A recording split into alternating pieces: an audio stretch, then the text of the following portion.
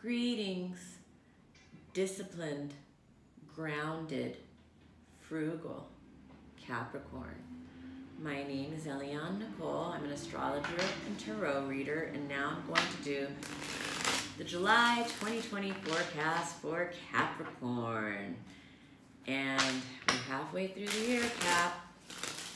I am going to do a tarot reading in the beginning and then talk about the planetary transits for July.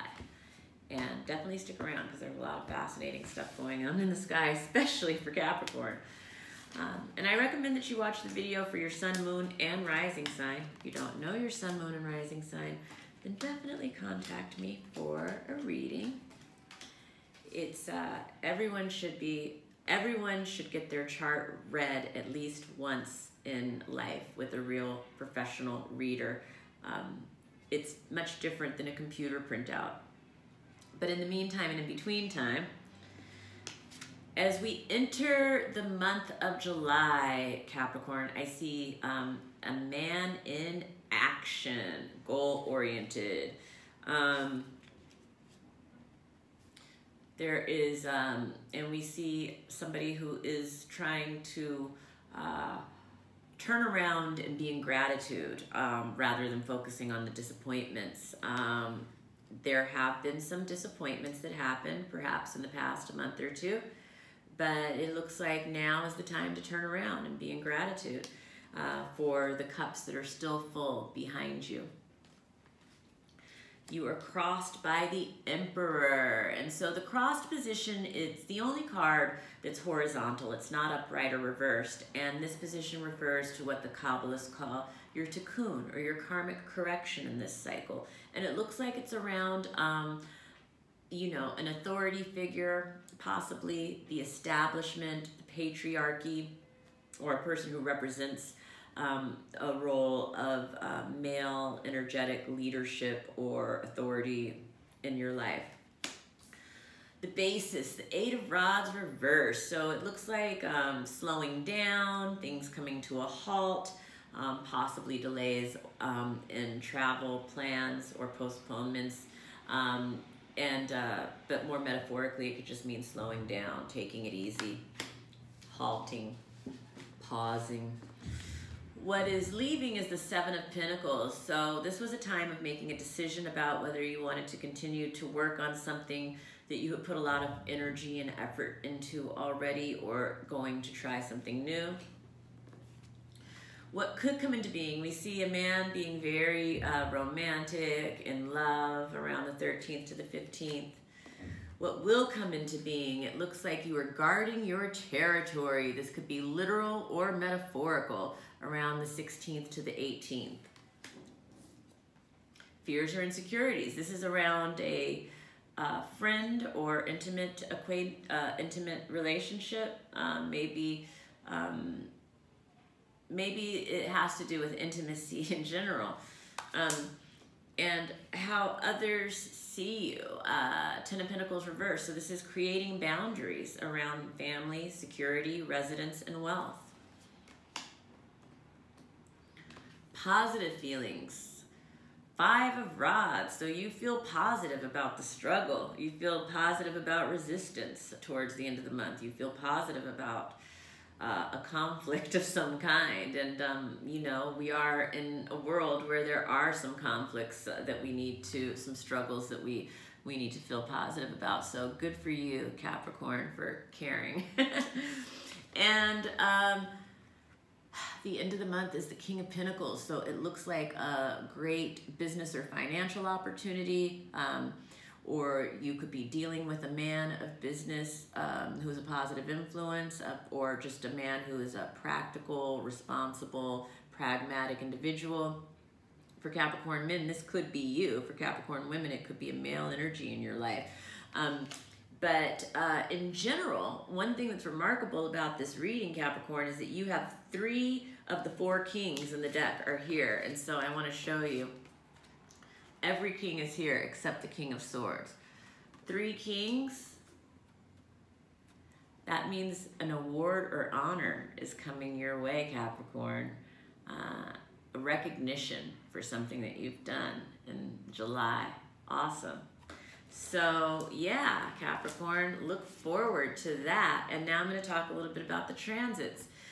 So as we enter the month of July, Mars has just entered Aries. So it's at 1 degree Aries, and Mars is at home in Aries. It's a fiery, passionate positioning for Mars. It's very strong there. And Mars is our drive, our libido, how we go for what we desire in life. And so that is happening in the house of home for Capricorn. The 4th house, it's the house of home, it's the house of the mother, it's the house of legacy, ancestor, roots, land, real estate. So you could be driven in any of those areas, wealth. Yeah, so July could be marked by being, driven around those themes. Also, another major thing that happened at the end of June that's greatly influencing the beginning of July is the exact Jupiter-Pluto conjunction in Capricorn. And that is a conjunction that we've been dealing with throughout the year, and it's been coloring the entire tone of 2020. But it hit exact April 4th for the first time. It hit exact June 30th for the second time, and it will hit another exact later in the year in November. But on the collective, that has been associated with the timing of uprising and surges of the virus here in America, certainly, where we are also coming up for our Pluto return, why we're being hit the hardest. But in our personal charts, it manifests differently in different ways.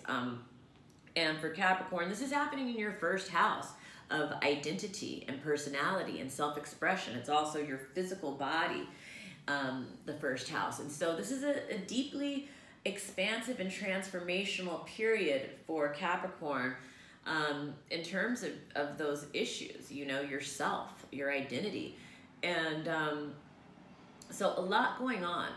I think that, July 1st, Saturn goes retrograde in Capricorn. So Saturn had been in Capricorn from the end of 2017 through around the beginning of 2nd quarter of 2020. And then it went into Aquarius for the 3 months.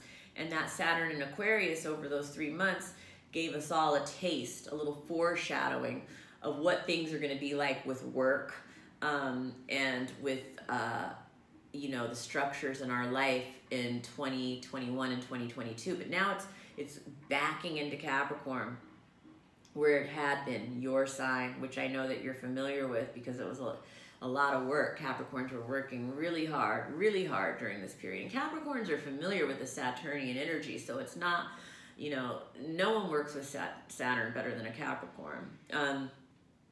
So, it's kind of like, the building inspectors coming back into Capricorn to check on all the structures and boundaries and rules that were supposed to be in place. And this is happening again. It's in your 1st house. It's your decision-making process. It's yourself. It's your body. It's your identity. It's your self-expression.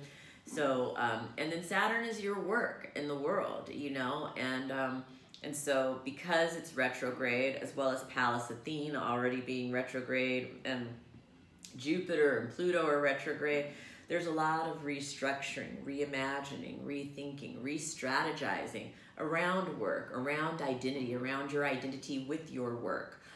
All of these things, these are big themes for Capricorn in July.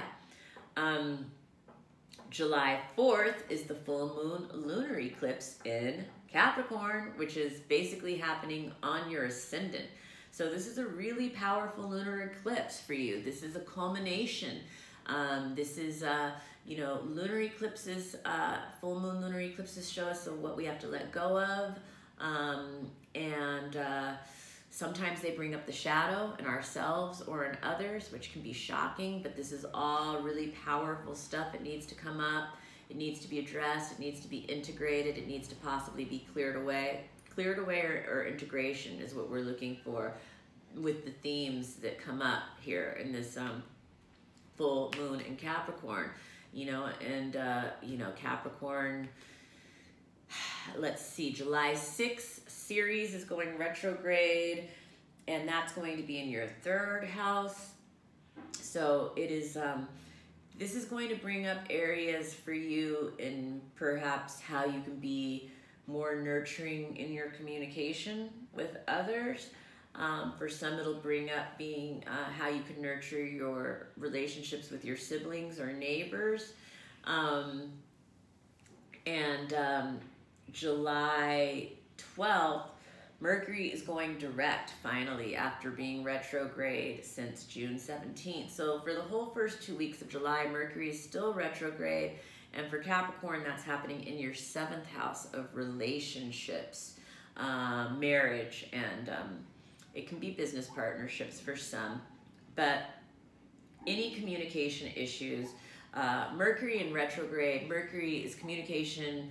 Cancer, it's retrograde in Cancer this time. Cancer is very emotional. Cancer is very sensitive. So there could have been emotional communication issues that arose during the Mercury in retrograde period, and those will start to resolve once Mercury goes direct. It won't happen overnight. It takes until July 26th or 27th when Mercury returns to the exact degree that it was when it went retrograde in the first place.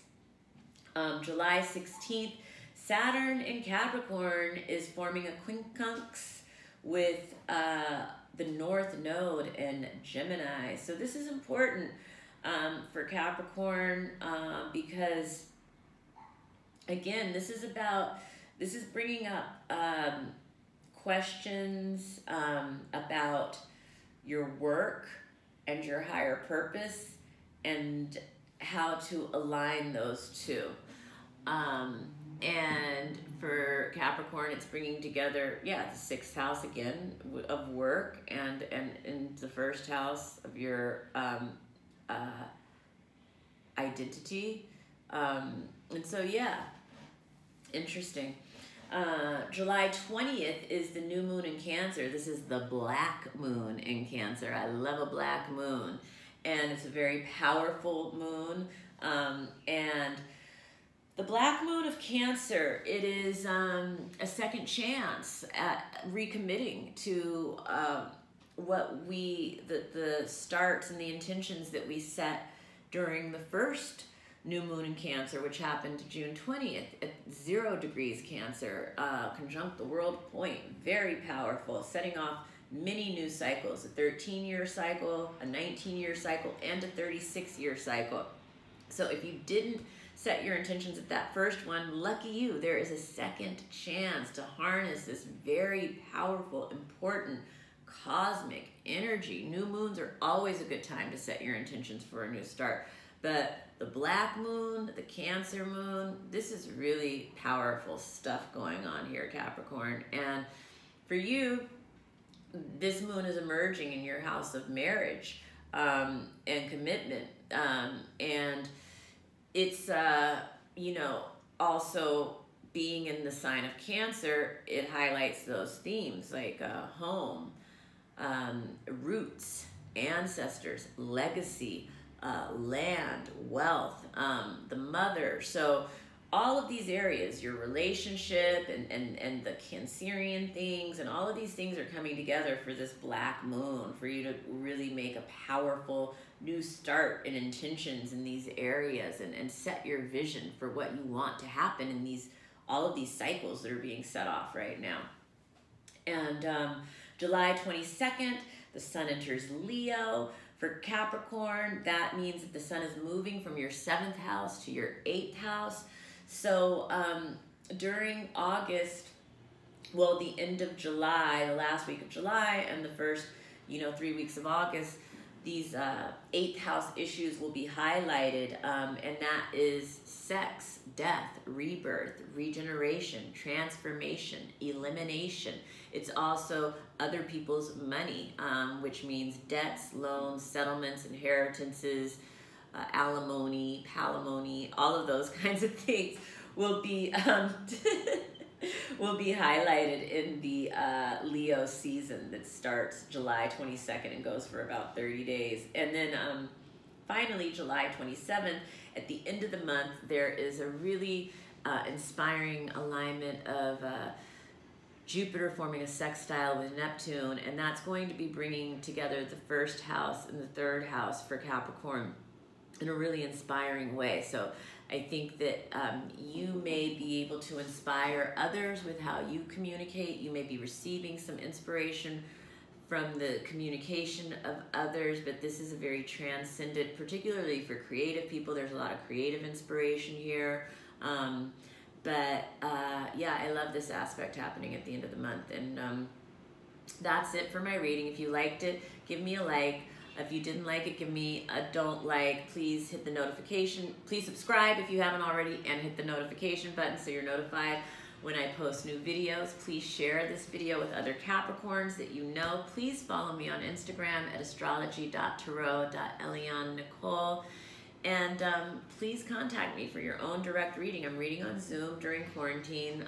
The readings have been great. They're very personal, and you can keep a recording of it afterwards to review. And I love doing it, so I would love to read for you. Thank you for joining me, Capricorn. Have a wonderful July.